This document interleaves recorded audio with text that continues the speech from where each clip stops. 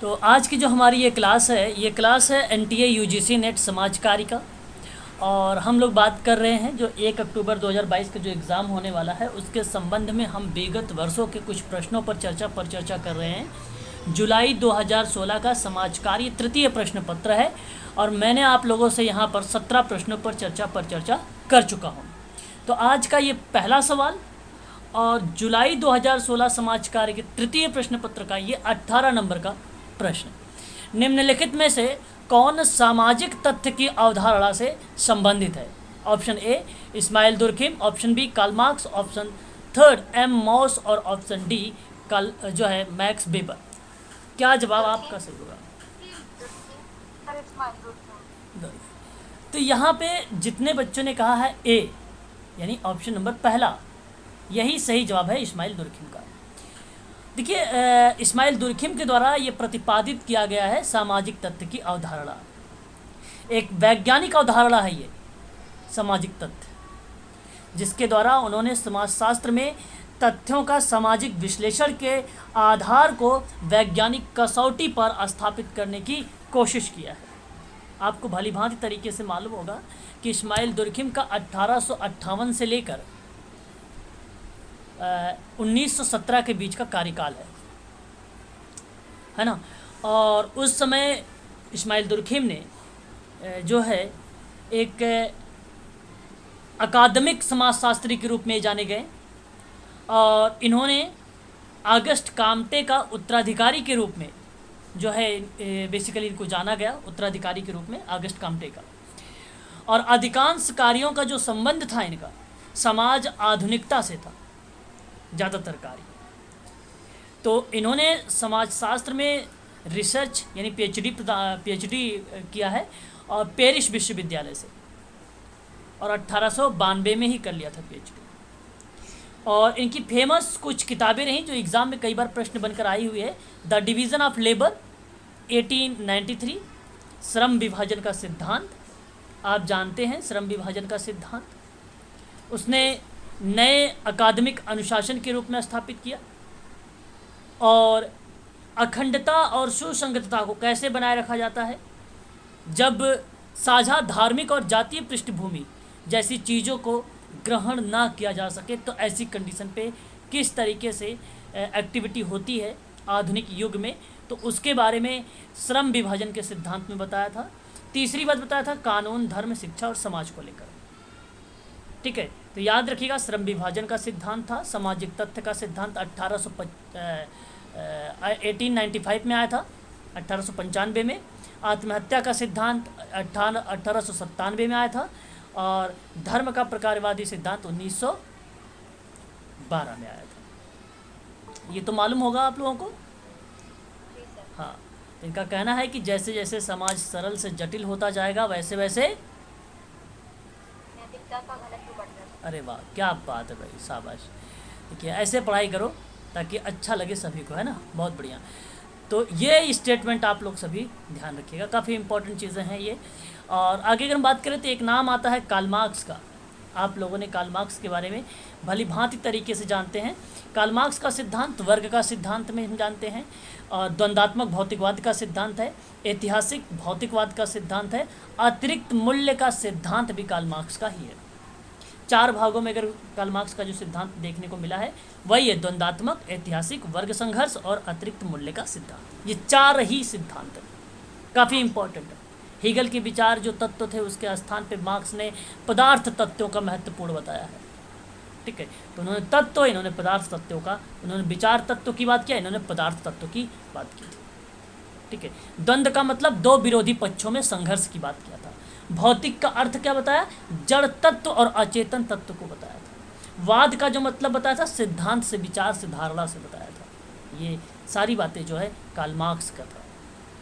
ठीक है, याद रखिएगा कार्ल मार्क्स काफ़ी ज़्यादा फेमस पर्सन है, एग्जाम में प्रश्न बनकर ही पूछा जाता है आप लोगों से।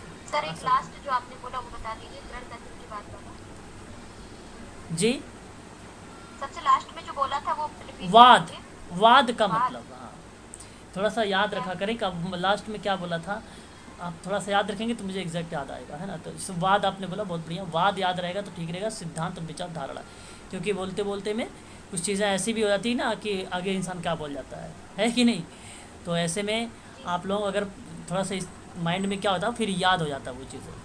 वैसे चलो कोई बात नहीं, तुरंत आपने पूछ लिया, बहुत अच्छी बात है। ठीक है, तो ये बातें आप लोग ध्यान रखिएगा, काफ़ी इंपॉर्टेंट चीज़ें हैं आप सबके लिए, तो इसको ध्यान रखिएगा। आगे अगर हम बात करते हैं तो एक नाम आता है मैक्स वेबर। मैक्स वेबर का नाम तो आप लोगों ने सुना ही होगा, हाँ सर, आदर्श प्रारूप। आदर्श प्रारूप, प्रारूप का सिद्धांत। बिल्कुल।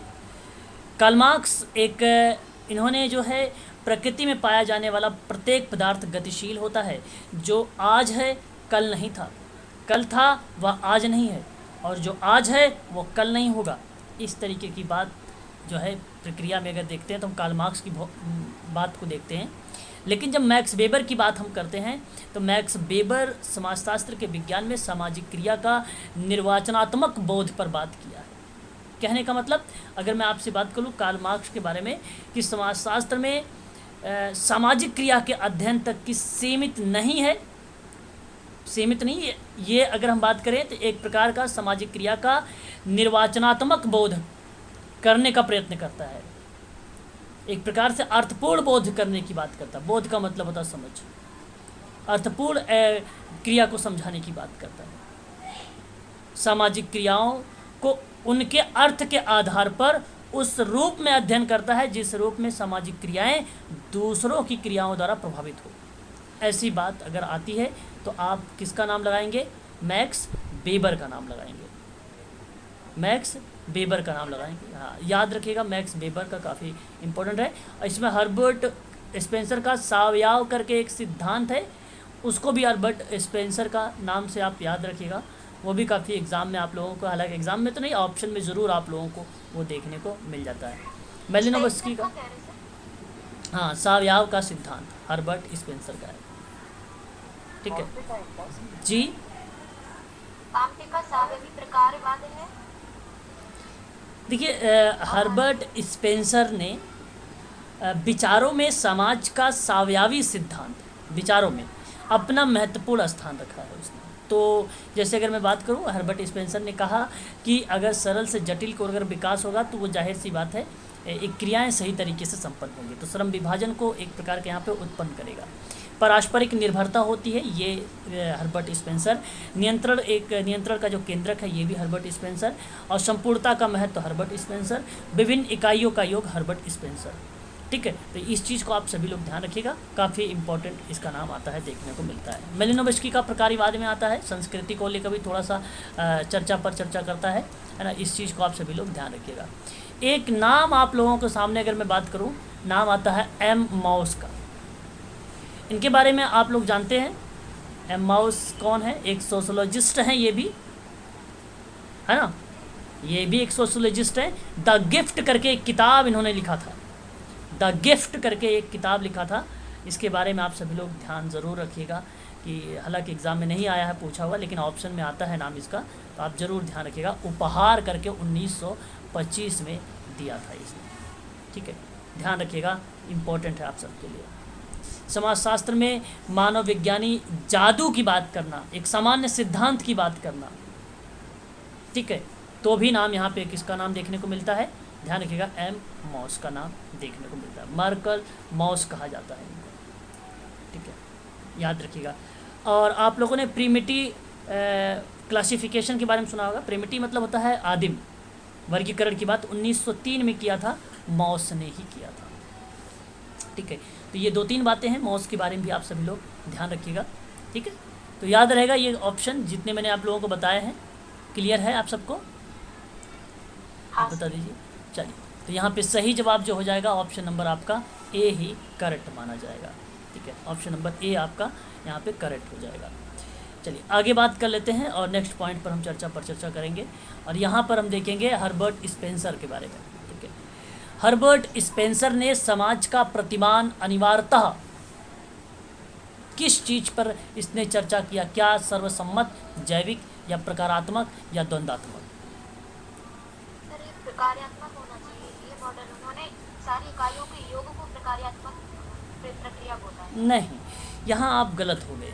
आपको बता दूं कि हर्बर्ट स्पेंसर जो है एक, अगर हम बात करें, जीव वैज्ञानिक हैं, समाजशास्त्री और प्रसिद्ध पारस्परिक उदारवादी राजनैतिक सिद्धांतकार हैं। और हर्बर्ट स्पेंसर ने भौतिक विश्व की बात किया है। ऑप्शन में कहीं नहीं है भौतिक विश्व। पहला बात पॉइंट आप लिखते जाइएगा, अगर बाई द वे अगर नहीं मिलता तो। जैविक सजीव के बारे में बात किया है, जैविक सजीव के बारे में बात किया। हर्बर्ट स्पेंसर का शब्द है समाज का प्रतिमान में अगर अनिवार्यता की बात कर रहा हूँ तो अनिवार्यता सजीव ही नहीं, यहाँ पे जीव जैविक ही नहीं, भौतिक विश्व भी है और मानव मन भी है तथा मानवीय संस्कृति की बात कर रहा। ये चार ऐसे शब्द है जो इन्होंने समाज के प्रतिमान में अनिवार्य बताया है, मानव संस्कृति। तो ये चार शब्दों में एक शब्द मिला है आपको, क्या? जैविक शब्द मिला है। और आपका यहाँ पर सही जवाब हो जाएगा ऑप्शन नंबर, बताइए। हाँ सर, दूसरा। सर ये जीव का सिद्धांत है कोई, वो इन्होंने किया है? नहीं, ये जीव नहीं, बेसिकली इनका जो है समाज में क्रमिक विकास होता है, उसकी उत्पत्ति होती है, उसके विकास पर बात होता है। बहुश्रमिक व्यक्ति हैं ये। तो इन्होंने इस तरीके की बात किया कि जो है जैविक सजीव, मानव मन, भौतिक विश्व और मानवीय संस्कृति का जो है जो भी डेवलप होता है वो समाजों की क्रमिक विकास के रूप में उत्पत्ति होती है। तो इस तरीके इन्होंने कोई अलग से जैविक सिद्धांत वगैरह के बारे में बात नहीं किया। ये बेसिकली लेमार्कवाद का प्रयोग के अंतर्गत आते हैं। लेमार्कवाद का प्रयोग इन्होंने किया है नीति शास्त्र में। और इनका एक फेमस अगर बात करें एक बुक को पढ़ने के लिए तो प्रिंसिपल ऑफ बायोलॉजी जो है 1864 में इन्होंने प्रस्तुत किया था, चार्ल्स डार्विन के अकॉर्डिंग जो की गई थी, उसी के बारे में वहाँ पर बात किया गया था। आपने जैविक के लिए प्रिंसिपल ऑफ बायोलॉजी क्या करें? मानव मन। मानव मन, हाँ मानव मन, मानव। तो ये हर्बर्ट स्पेंसर के बारे में थोड़ा सा आप ध्यान रखिएगा, काफ़ी इम्पोर्टेंट सवाल है, स्पेंसर के सिद्धांतों में हमें देखने को मिलता है ये। ठीक है, आगे बढ़े। ठीक है, इस चीज़ को आप सभी लोग ध्यान रखिएगा। आगे बात करते हैं क्वेश्चन नंबर नेक्स्ट हमारे सामने 20 की बात करेंगे। नमूना प्राप्त करने हेतु जो रैंडम सारणी होता है उसका प्रयोग किया जाता है। देखिए मैंने आप लोगों को पढ़ाया है, शायद लॉटरी विधि भी बताया है, टिपट प्रणाली बताया है, कोटा नमूना चयन भी बताया है, सरल यादृच्छिक चयन भी बताया है, चारों बता रखे हैं ऑप्शन में। तो क्वेश्चन नंबर 20 का सही जवाब क्या होना चाहिए? नमूना प्राप्त करने हेतु, हाँ, यादृच्छिक सारणी क्या होगा? नमूना प्राप्त करने हेतु यादृच्छिक सारणी का उपयोग टिपट विधि। सर ये तो यादृच्छिक नहीं तो है, ये लॉटरी टिकट तो नहीं है, सभी को है सर, सभी ऑप्शन। कोटा नहीं, कोटा छोड़ के और तो सारी वही नहीं, यहाँ पे अगर हम बात करें जो टिपेड मेथड है, टिपेड मेथड, ये आपका सही माना जाएगा। कौन सा मेथड सही माना जाएगा? टिपेड मेथड सही माना जाएगा। इसको आप लोग ध्यान रखिएगा, टिपेड मेथड। तो सारणी की वजह से तो नहीं सर? सारणी का मतलब नहीं समझा मैं। मतलब ये टिपेट ही क्यों लिया इन्होंने, लॉटरी क्यों नहीं लिया? वो सारणी जो वर्ड लिखा है इसकी वजह से क्या? सारणी मतलब एक प्रकार से इन्होंने सारणी में रखने की बात की है।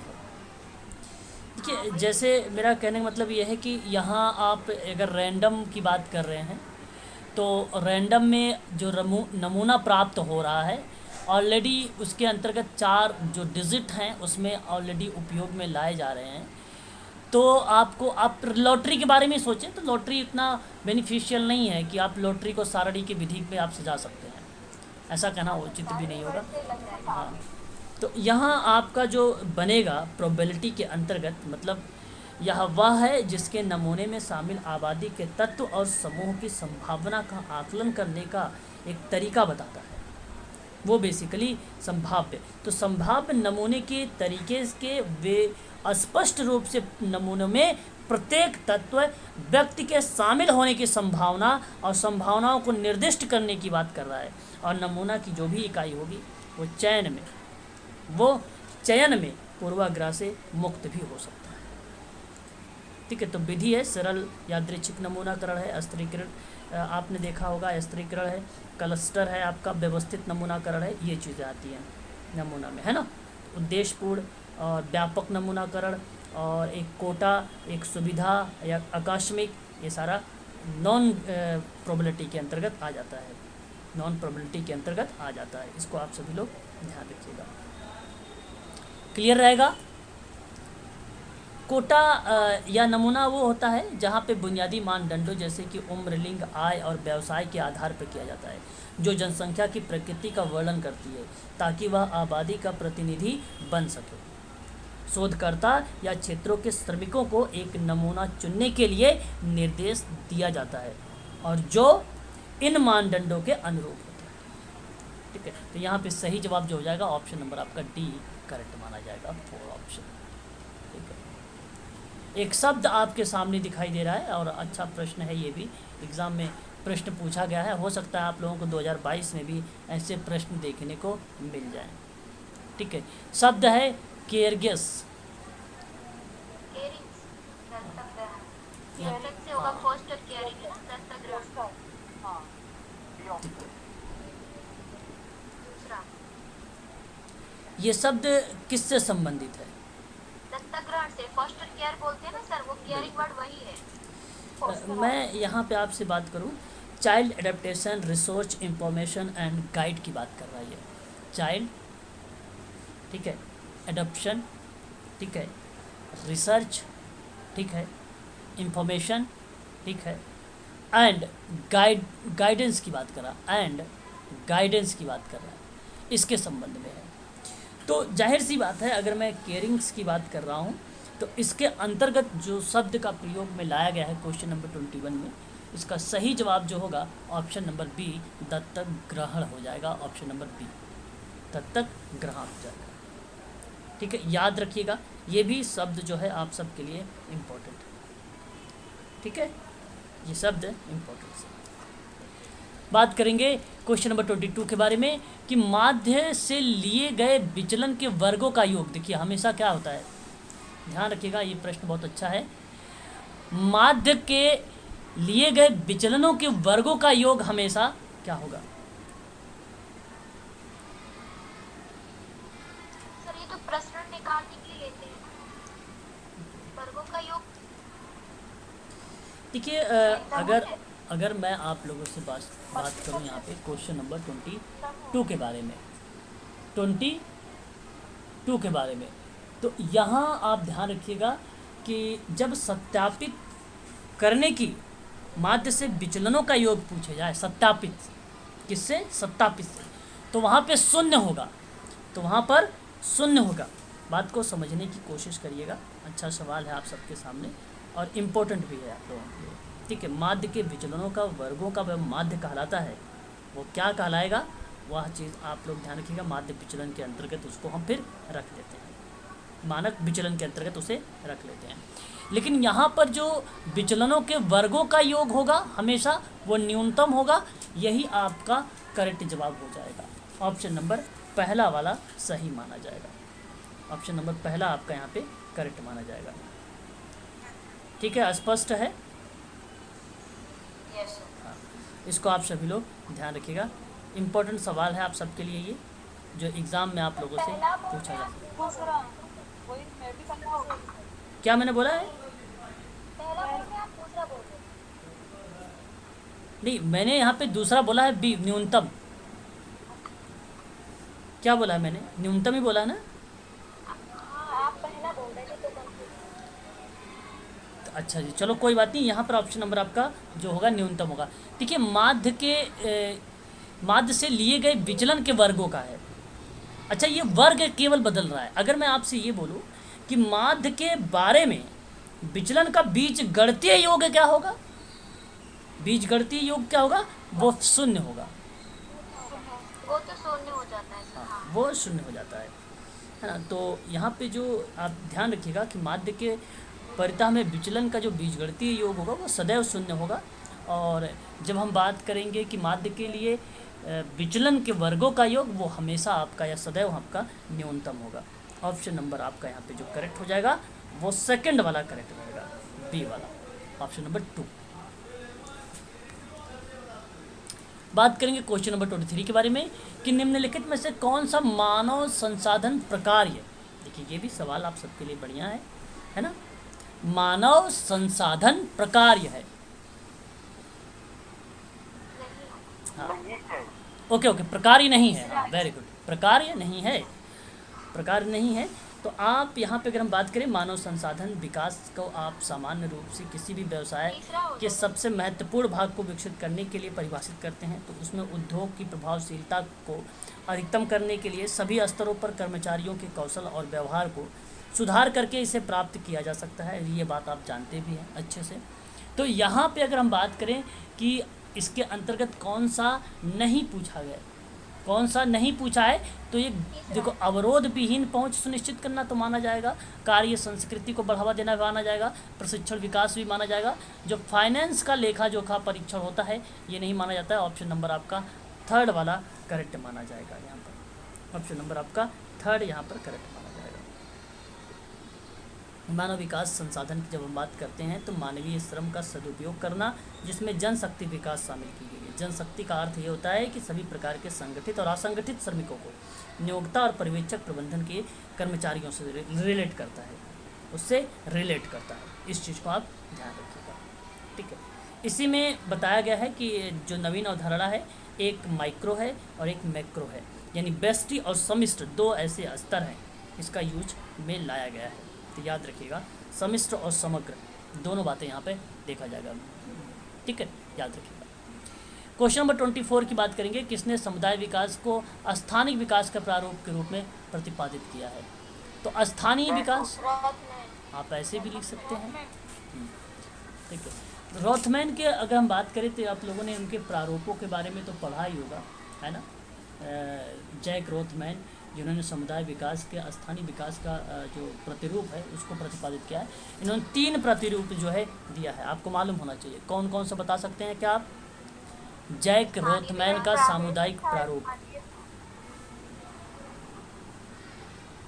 जी, स्थानीय विकास का प्रारूप था, सामाजिक नियोजन था, सामाजिक न्याय। ओके ओके, ठीक है।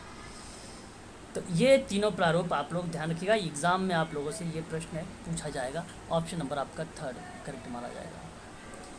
25 की बात करेंगे कि उत्तम सामाजिक योजना प्रक्रिया की विशेषता बताइए। क्या बताना आप सही समझेंगे क्वेश्चन नंबर 25 में?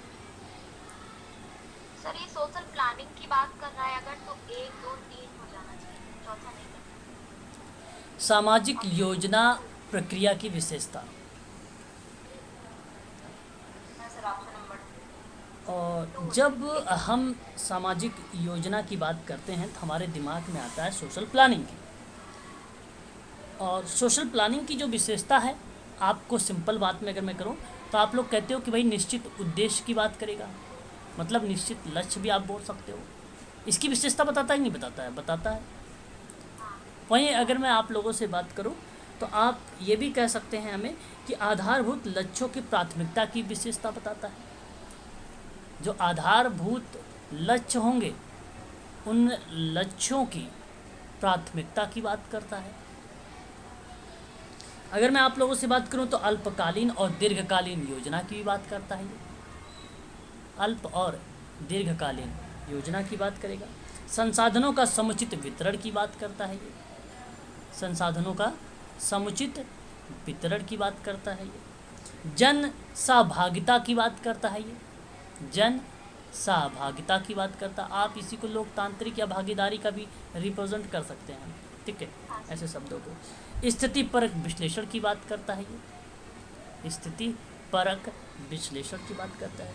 नियोजन एक चिंतन की प्रक्रिया है, नियोजन एक चिंतन की प्रक्रिया है, आप इसको भी शामिल कर सकते हैं। निर्णय लेने की प्रक्रिया को भी बता सकते हैं आप, निर्णय लेने की प्रक्रिया को भी बता सकते हैं आप। नियोजन तक की आप चर्चा कर सकते हैं, है ना। और आप समावेशी जैसी प्रक्रिया वाले शब्दों को भी जोड़ सकते हैं। तो आप 1 2 3 को कहें, यही बेटर रहेगा आपका। ये सोशल प्लानिंग है एक प्रकार का। ऑप्शन नंबर बी में दिया गया है, सेकंड में दिया गया है, इसलिए आपका ऑप्शन 2 वाला ही करेक्ट रहेगा, ठीक है ना।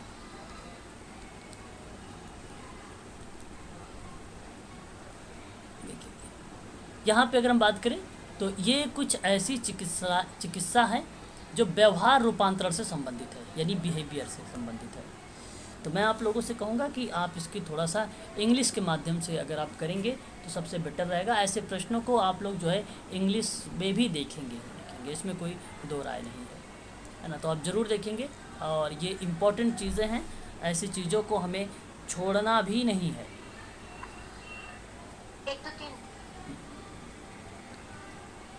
ओके, यहाँ पे इन्होंने जो बताया है, एक प्रकार की एक ऐसी थेरेपी इसको माना जाता है जो आवेगीय चिकित्सा के रूप में जानी जाती है। और ये आवेगी जो चिकित्सा होती है ये बेसिस सीबीटी के अंतर्गत आती है, कॉग्निटिव बिहेवियर थेरेपी के अंतर्गत आती है। ये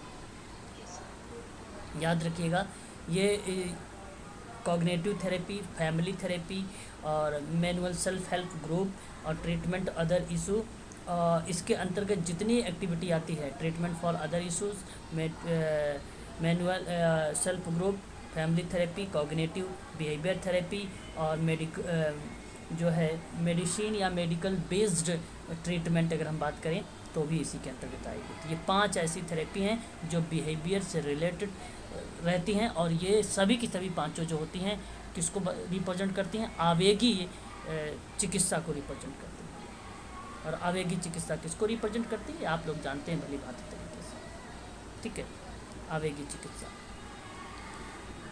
उसके बाद एक और चिकित्सा बनता है, हमारे सामने आती है एक और इम्पॉर्टेंट चीज़ है, ये हम असर्टिव का नाम लेते हैं यहाँ पे, असर्टिव थेरेपी, है ना। ये किसको रिप्रेजेंट करेगी? ये एक मुखर चिकित्सा है, जिसकी हिंदी अगर हम बात करेंगे तो हिंदी में हमें आता है अभिकथनात्मक चिकित्सा को रिप्रेजेंट करती है। ये भी आपका जो है एक बिहेवियर को रिप्रेजेंट करता है, व्यवहार को ये भी रिप्रेजेंट करता है। प्रशिक्षण के माध्यम से जो है बिहेवियर के माध्यम जो है व्यवहार को क्या किया जाता है? परिवर्तित किया जाता है।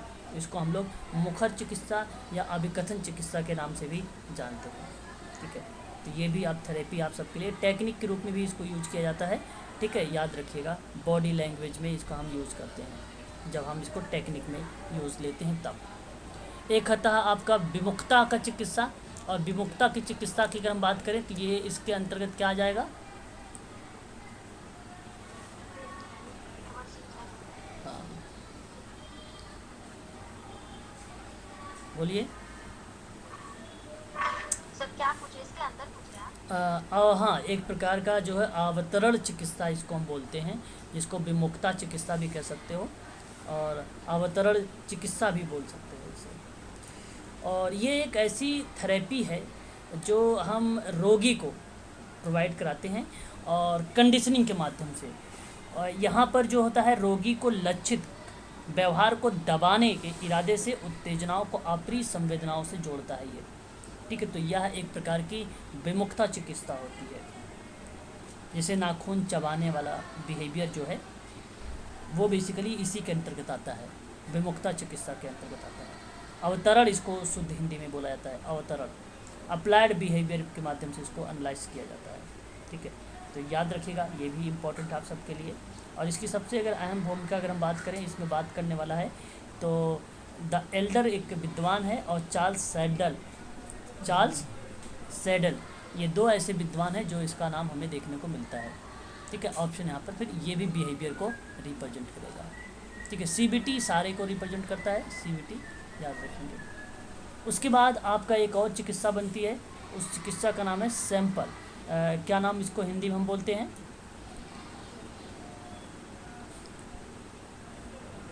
सरल, सामान्य विलोप। हाँ, आप सामान्य विलुप्त कह सकते हो, या सरल विलुप्त होने की चिकित्सा, सरल विलुप्त होने की चिकित्सा। ये है सर कोई चिकित्सा? हाँ, ABA अप्लाइड बिहेवियर एनालिसिस के माध्यम से हम जो है स्पेशल लर्निंग के माध्यम, जो स्पेशल लर्निंग होती है उसमें हम इसका यूज करते हैं, ठीक है, सरल विलुप्त चिकित्सा को। तो ये भी एक प्रकार का प्रॉब्लमेटिक बिहेवियर को समाप्त करने की बात करता है, ठीक है। तो याद रखिएगा, ये 4 ऐसी थेरेपी मैंने बताया है, चारों के चारों बिहेवियर से रिप्रेजेंट थी, और ये चिकित्साएं चारों के चारों इम्पोर्टेंट थी थेरेपी, ठीक है। सरल विलोप भी कह सकते हो आप इसको, या सरल विलुप्त होने की चिकित्सा भी बता सकते हो। ABA जो है अप्लाइड बिहेवियर एनालिसिस है, इसी के अंतर्गत होता है, इसी में रेनफोर्समेंट दिया जाता है और प्रॉब्लमेटिक बिहेवियर को दूर किया जाता है रेनफोर्समेंट के माध्यम से। ठीक है, याद रखिएगा इसमें। आगे बात करते हैं, इसका सही जवाब हो जाएगा ऑप्शन नंबर 4। और यहाँ पे एक नेक्स्ट हमारे सामने आता है आश्रम शाला योजना में शिक्षा को बढ़ावा देने की केंद्र सरकार की योजना है, और ये किससे संबंधित है? देखिए यहाँ अगर हम बात करें, देखिए यहाँ अगर हम बात करते हैं आश्रम योजना के बारे में, है ना, तो आश्रम योजना बेसिकली ये जो है, यह योजना अनुसूचित जनजाति के लिए है। आश्रम शाला योजना किसके संबंध में है, किसके परिप्रेक्ष्य में है? जनजाति के लिए। और ये अगर हम बात करें तो सन 1953 और 54 के दौर में ये जो है योजनाएं लाई गई थी, यह योजना लाई गई थी। ठीक है, याद रखिएगा सभी लोग, सन 1953 और 54 के दौरान ये योजना स्टार्ट की गई थी। शैक्षिक शोध, निवास, भोजन, साहित्य इत्यादि चीज़ों के बारे में उपलब्ध कराने की बात ये योजना करती थी, इस योजना के माध्यम से ये किया जाता था। ठीक है, ये ध्यान रखिएगा सभी लोग, इम्पोर्टेंट सवाल था आप सबके लिए। ऑप्शन नंबर आपका 3rd करेक्ट माना जाएगा। देखिए क्वेश्चन नंबर 28 को देखिए और इंग्लिश इसका देखिए। ठीक है, देखिए एक समेटिक होता है, एक असमेटिकल होता है ना। असमेटिकल डिस्ट्रीब्यूशंस इंडिकेट्स की बात कर रहा है क्या आप यहाँ पे? रेंज वैषम्य, अच्छा अच्छा अच्छा, यानी आपने वैषम्य को बताया है यहाँ पे, और यही सही जवाब है, ये उसी के अंतर्गत आता है। असमेटिकल डिस्ट्रीब्यूट इंक्लूड अगर किया गया है किसी को तो वो वैषम्य को किया गया है। आपका सही जवाब 28 का बताता है, 3rd वाला। ठीक है, वक्र मात्रता की बेसिकली आप जानते हैं, कार्टोसिस मानक विचलन भी जानते हैं। परास्त आपके उच्चतम संख्या या उच्च नंबर और निम्न संख्या का आप जब डिवाइड करते हैं या सब्ट्रैक्ट करते हैं और 2 से डिवाइड कर देंगे तो ऐसी क्रिया आपके सामने परास बन के आ जाती है। वैषम्यता आप असमेटिक वितरण के अंतर्गत देखते हैं। तो ये दोनों छोरों पर आपका एक जो इस तरीके से बनता है, इधर भी पॉजिटिव हो सकता है, नेगेटिव होता है इसमें, और एक कुछ इस तरीके से बनाए जाते हैं। ठीक है, कुछ इस तरीके से बनाए जाते हैं। ठीक है, तो पॉजिटिव और राइट एंड लेफ्ट दोनों साइड में ये बनाया जाता है, इसको आप ध्यान रखिएगा। ठीक है, आगे बढ़िए। क्वेश्चन नंबर 29 कह रहा है कि निम्नलिखित में से किस विभाग का गठन मई 2012 में सामाजिक न्याय अधिकारिता मंत्रालय के अधीन किया गया? तो क्वेश्चन नंबर 29, अच्छा, अगर हम यहाँ पे बात करें निःशक्तता मामले विभाग मई 2012 में सामाजिक न्याय और अधिकारिता मंत्रालय को, ठीक है, तो इसी के अधीन जो है ये एक्टिविटी हुई थी। सामाजिक न्याय और अधिकारिता मंत्रालय द्वारा सामाजिक रक्षा की बात की गई थी। ठीक है, और यह एक गैर सरकारी संगठन के माध्यम से भी समाज के मुख्य धारा से इसको जोड़ने की कोशिश की जाती है। मई 2012 में इसका जो है स्थापना की गई थी। ठीक है, मैं इसके बारे में थोड़ा सा आप लोगों को 2-4 शब्दों पर जो है बात करना चाहूँगा। ये बेसिकली है क्या चीज़? ये सामाजिक न्याय और अधिकारिता विभाग जो है, जिसको आप DEPWD बोलते हैं, इसकी स्थापना मई 2012 को की गई थी। यहाँ कल्याण मंत्रालय के माध्यम से बच्चों को, महिलाओं को और निःशक्त व्यक्तियों को समाज के मुख्य धारा से जोड़ने की बात कही गई थी। ठीक है, ये बात आप लोग ध्यान रखिएगा सभी लोग।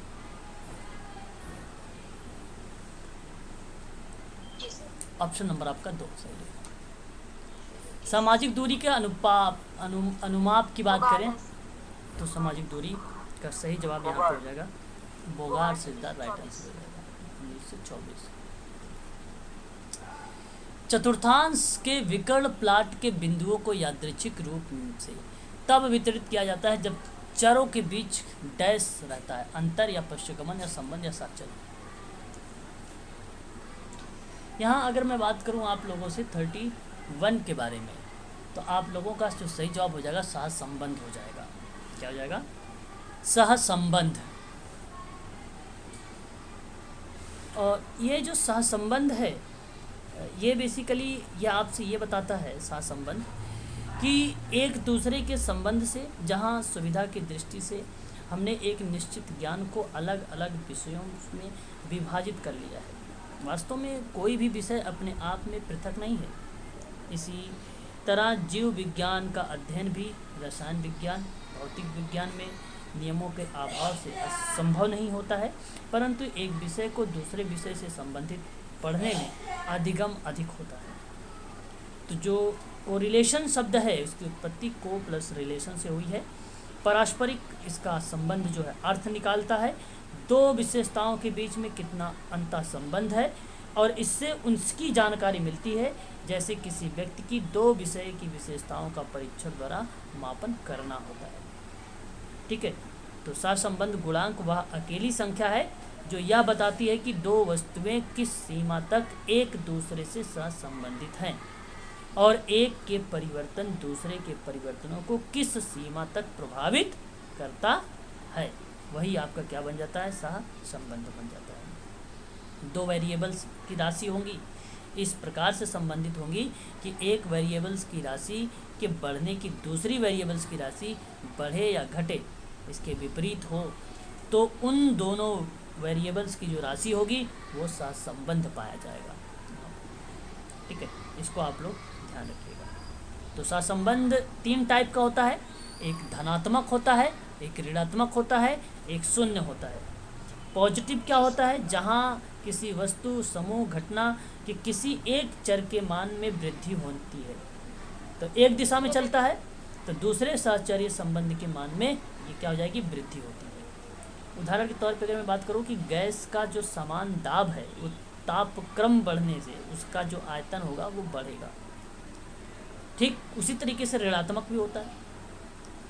जब किसी वस्तु, समूह, घटना कि किसी एक चर के मान में वृद्धि होने से दूसरे सहचर्य वेरिएबल के मान में कमी आ जाती है, तो वो ऋणात्मक हो जाता है। और शून्य वो होता है कि जब किसी वस्तु, समूह, घटना के किसी एक चर में परिवर्तन होने से दूसरे सहचर्य पर कोई प्रभाव नहीं पड़ता है, तो इन दोनों चरों के बीच का जो संबंध होगा वो शून्य सहसंबंध कहलाएगा।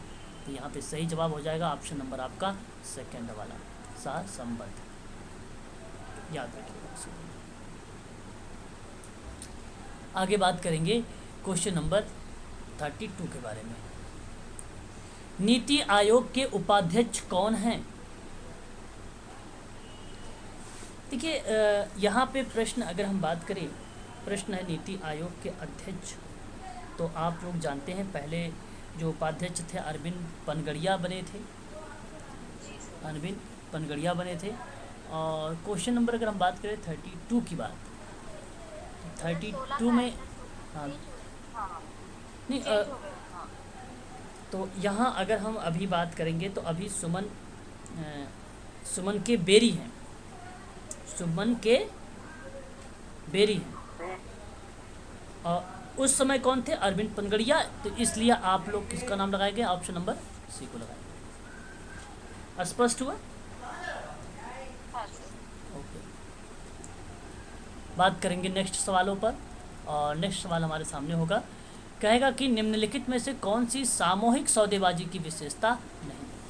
Question number 33।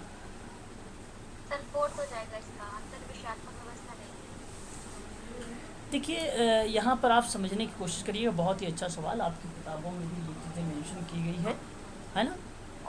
सामूहिक सौदेबाजी की विशेषता।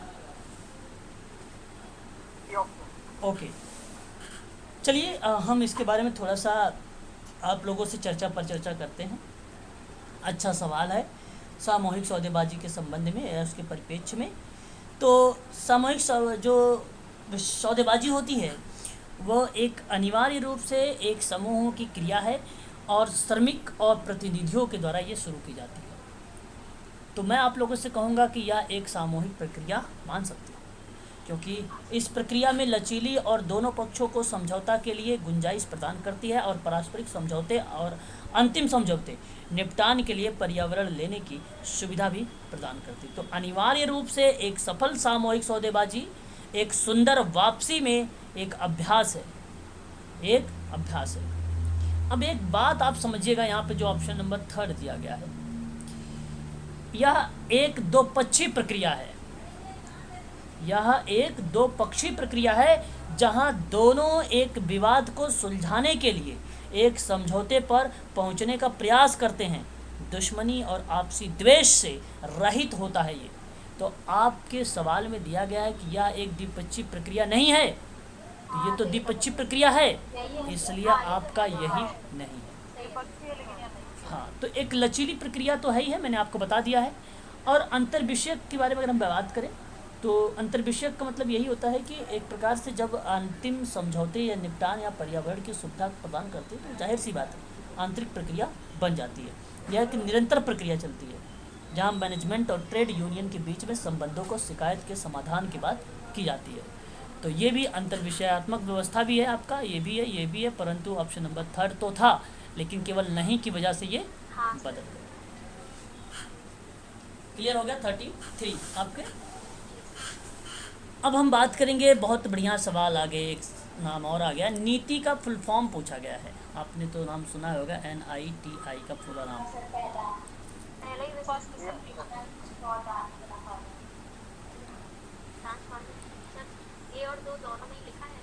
Okay, national institute for transforming India, government of India का है ये नीति आयोग। कहाँ पे है? नेशनल इंस्टीट्यूट फॉर, ये दोनों में है क्या? नेशनल इंस्टीट्यूट नहीं, अच्छा, हाँ, तो इंस्टीट्यूट तो नहीं होगा, इंस्टीट्यूशनल होगा। फॉर ट्रांसफार्मिंग इंडिया होगी, इसलिए मैं राष्ट्रीय भारत परिवर्तन संस्था, भारत सरकार द्वारा गठित किया गया एक नया संस्थान, जिसे योजना आयोग के स्थान पर बनाया गया है, आप जानते हैं। तो इसी नीति आयोग का ऑप्शन वाला जो पहला वाला हो जाएगा यहाँ पर, यही करेक्ट मान लिया जाएगा, ऑप्शन नंबर ए, पहला ऑप्शन आपका करेक्ट हो जाएगा। पद एक है दोषपूर्ण चक्र, है ना, और VCS साइकिल के प्रस्तावक। अब इसकी थोड़ा सा हम इंग्लिश देखने की कोशिश करेंगे। अच्छा सवाल है, क्वेश्चन नंबर 35।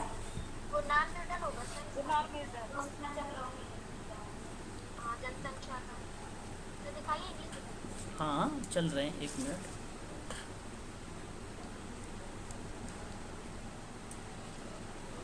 क्वेश्चन नंबर 35, देखिए, यह प्रश्न आप सब के लिए बढ़िया है और अच्छा प्रश्न है। आपने इसे पढ़ा होगा, उसके बारे में, योजनाओं के बारे में। तो योजनाओं में मैंने आप लोगों को बताया भी था कि कौन किसने मॉडल दिया है ना। तो जो गरीबी का दुष्चक्र है, जो गरीबी का दुष्चक्र है, उसके बारे में अगर कोई बात करने वाला व्यक्ति है तो कौन है?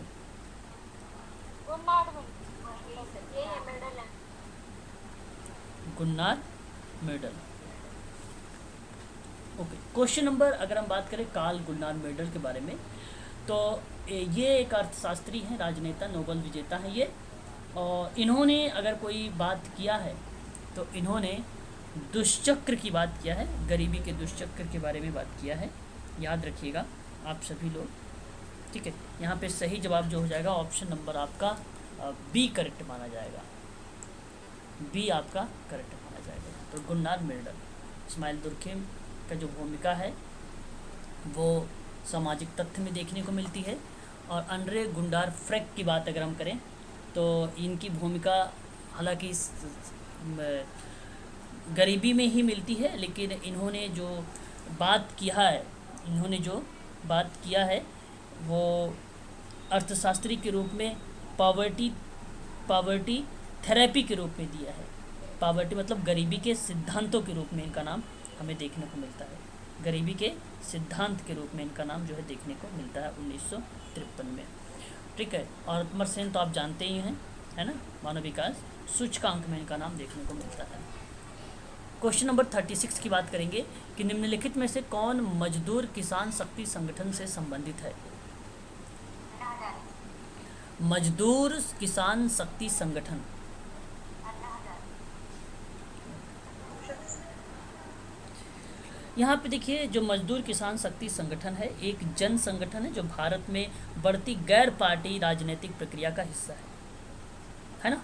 तो आप लोग यहाँ पे किसका नाम लगा रहे हैं? अन्ना हजारे का। अन्ना हजारे कहाँ होंगे? अरुण राय।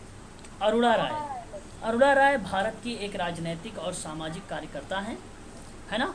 1969 से लेकर 75 के बीच में प्रशासनिक सेवा पे कार्य किया है इन्होंने। तो मैं आप लोगों से कहूँगा कि यहाँ पे सही जवाब अरुणा राय का नाम आएगा, करेक्ट जवाब। हालांकि जो एक जन संगठन, एक भारत की बढ़ती गैर पार्टी राजनीतिक हिस्सा का बात करने वाली बात आती है, मनरेगा की अगर आप बात करें तो इसी के अंतर्गत वो प्रक्रिया आती है। मनरेगा भी इसी के अंतर्गत आती है। और मजदूर किसान शक्ति संगठन की स्थापना की बात हो तो 1 मई 1990, ठीक है। इसमें अगर नेता कोई रहे हैं तो नाम था एक अरुणा राय। अरुणा राय लेडी थी सर। जी, लेडी थी। निखिल डे, हाँ, और शंकर सिंह। ये 3 लोगों का नाम हमें देखने को मिलता है, ठीक है। अरुणा राय एक भारतीय महिलाओं के राष्ट्रीय संघ के अध्यक्ष भी रह चुकी हैं। आप इनको भली भांति तरीके से जानते हैं। रेमन मैग्सेसे पुरस्कार, लाल बहादुर शास्त्री का पुरस्कार इनको दिया जा चुका है। कार्यकर्ता हैं ये, एक प्रकार के सामाजिक सेवा जो है सामाजिक कार्यकर्ता हैं। और एक राष्ट्रीयता की अगर बात करेंगे तो ये भारतीय हैं, ठीक है, याद रखिएगा, ठीक है। आगे बात करते हैं। टैगोर की विचारधाराओं में यथार्थवादी आकृति पर चर्चा करती थी। व्यक्ति के महत्व का विश्वास डैश से संबंधित है।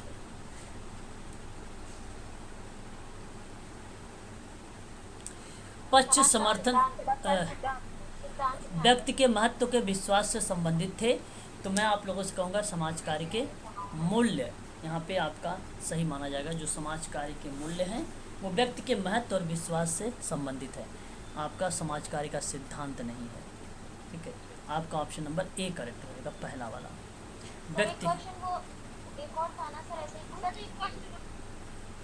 व्यक्ति के महत्व का विश्वास समाज कार्य मूल्य से संबंधित है।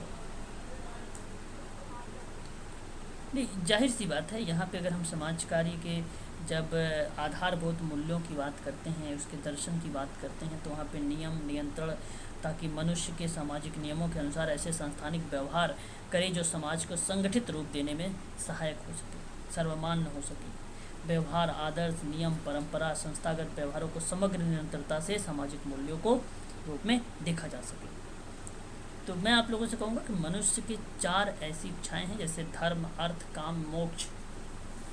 और ये एक प्रकार के व्यक्ति के महत्व का विश्वास बेसिकली समाज कार्य के मूल्य को ही दर्शाता है, ना कि सिद्धांत। सर वो अन्योन्याश्रित में बताया था ना आपने, तो क्या मूल्य बताया था कि सिद्धांत? मूल्य बताया था भाई। मूल्य है वो। फिर क्या बताया था मैंने? मतलब अभी जल्द ही आप लोगों ने मेरे से सवाल पूछा था, मैंने उस समय भी बताया था मूल्य ही था। उस ऑप्शन में डी था, वहाँ ऑप्शन में डी ऑप्शन में था समाज का मूल्य। याद किसी को भी नहीं है? सर याद था पर थोड़ा कंफ्यूज। इसी तरीके से आपको बता दो, यही तरीका जो आपने कन्फ्यूज़न वाली बात किया है, यही कन्फ्यूज़न आप लोगों को पेपर में देखने को मिलेगा। इसलिए आप ध्यान नहीं दे रहे, ये तो तय हो चुका है, यही कन्फ्यूज़न आपको मिलेगा। और ये कन्फ्यूज़न ना हो उसके लिए आप इन चीज़ों को समझने की कोशिश करें। व्यक्ति के महत्व का विश्वास ही समाज कार्य के मूल्य को बताता है, ना कि सिद्धांत। समाज कार्य के सिद्धांत की जब बात हम करते हैं तो रिसर्च की बात होती है, शोध की बात होती है, किसी अवधारणाओं के आधार पर निष्कर्ष निकालने की बात होती है, वो सिद्धांत निकालता है। व्यक्ति के महत्व के विश्वास को कैसे हम निष्कर्ष में रख सकते हैं, कैसे हम उसके सिद्धांत बना सकते हैं? हम उसके वैल्यूज़ को बना सकते हैं। हिसाब से सोच रहे हैं, जैसे मूल्य होगा आपसे जो के सिद्धांत सोचिए आप, बनते हैं ना सर, उसके हिसाब से इस्तेमाल करते काफ़ी हिसाब लगाते हो आप लोग। हैं सर, व्यक्तिगत में आपको बताया था ना, महत्व के बारे में, तो व्यक्ति स्पेशल होता है, हर व्यक्ति विशेष होता है, तो उस हिसाब से सोच रहे थे, पर मूल्य सही है। ठीक है, हाँ तो यहाँ पे आपका वैल्यू ही सही है, क्योंकि मनुष्य की योग्यता उसकी गरिमा है। ये बात कोर्स ने साफ शब्द में बोला है। स्वतंत्रता है, मतभेदों के संदर्भ में सहनशीलता है, आत्मनिर्देशन है, रचनात्मक सामाजिक सहयोग है, निर्णयात्मक मनोवृत्तियाँ हैं, कार्य की महत्व और खाली समय के रचनात्मक आयोग समाज कार्य के वैल्यूज़ कहलाते हैं, मूल्य कहलाते हैं। समाज कार्य के मूल्य कहलाते हैं। ये कोर्स ने खुद कहा है, अगर आप देखेंगे तो हरियंट की किताबों में खुद लिखा हुआ है ये बातें। ठीक है, आपका सही जवाब ऑप्शन नंबर पहला ही सही है। संसाधन का संग्रहण से संबंधित है। संसाधन के संग्रहण से संबंधित है, तो संग्रहण से संबंधित क्या हो सकता है? आप क्वेश्चन थोड़ा सा इंग्लिश देखने की कोशिश करिएगा। 38 का जो है एक प्रकार से मोबिलिज रिसोर्सेज की बात कर रहा है, जहाँ पे एसोसिएटेड विथ किसकी बात करेगा? वकालत हो जाएगा, ब्रोकर। अच्छा, ब्रोकर मतलब होता है दलाल। तो यहाँ पे अगर हम बात करें कि पक्ष, समर्थन भूमिका, उत्प्रेरक, योजना निर्माता या दलाल, तो जो संसाधन के संग्रहण से संबंधित है वो दलाल की भूमिका। संसाधन का संग्रहण दलाल भूमिका।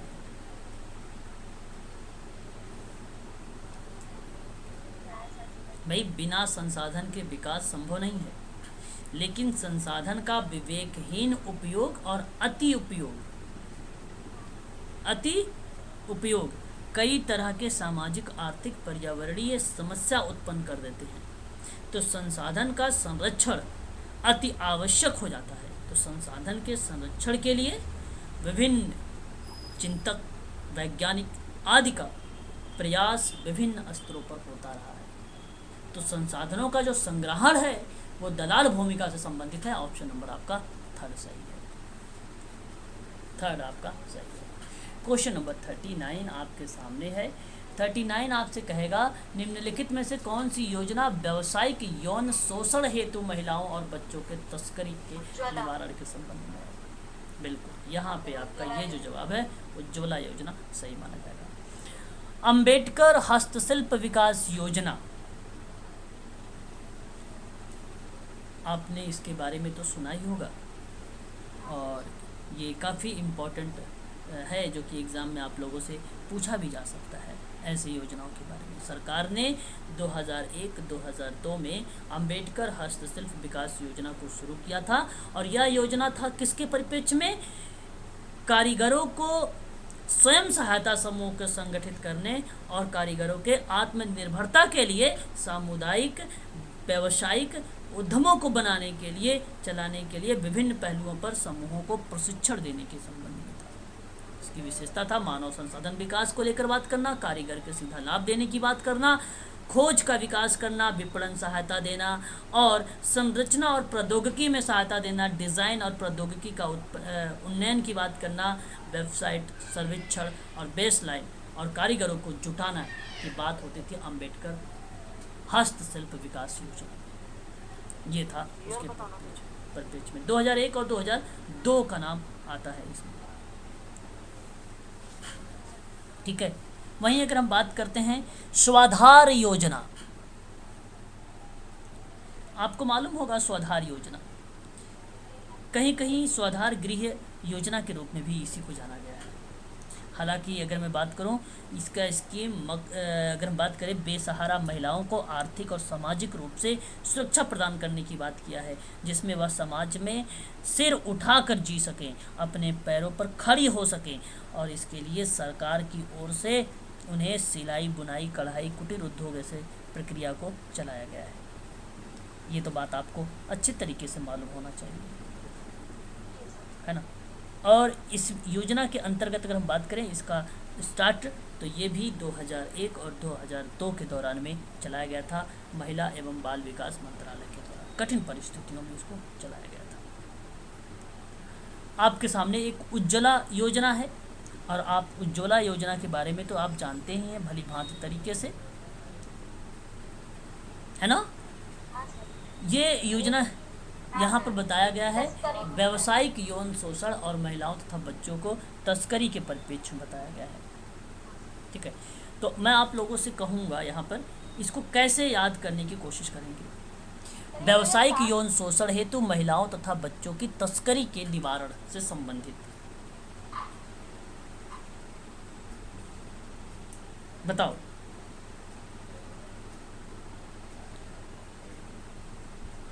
भाई इस योजना में अगर हम बात करें तो अवैध व्यापार की रोकथाम, बचाव, पुनर्वास, अवैध व्यापार और वाणिज्य यौन शोषण के पीड़ितों को पुनः एकीकरण के लिए व्यापक योजना के रूप में इसको चलाया गया था। तो हर एक राज्य में चलाया गया है इसको, और सही तरीके से इसको संचालित भी किया जाता है। जहाँ पे अगर हम बात करें, इसमें 2007 में बच्चों और महिलाओं की तस्करी को समाप्त करने के लिए इसको शुरू किया गया था।